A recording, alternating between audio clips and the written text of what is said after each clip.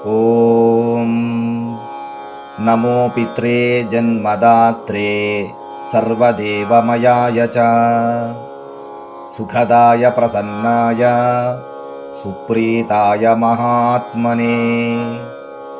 सर्वयज्ञस्वरूपाय स्वर्गया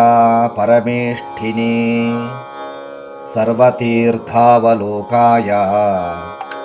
करुणासागराय च नमो सदाशुतोषाय शिवरूपाय ते नमः सदापराधक्षमिने सुखाय सुखदाय च दुर्लभं मानुषमिदं